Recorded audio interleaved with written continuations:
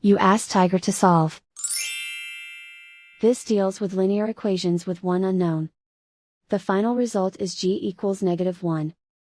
Let's solve it step by step. Simplify the expression. Group like terms. Simplify the arithmetic. Group all constants on the right side of the equation. Add 2 to both sides. Simplify the arithmetic.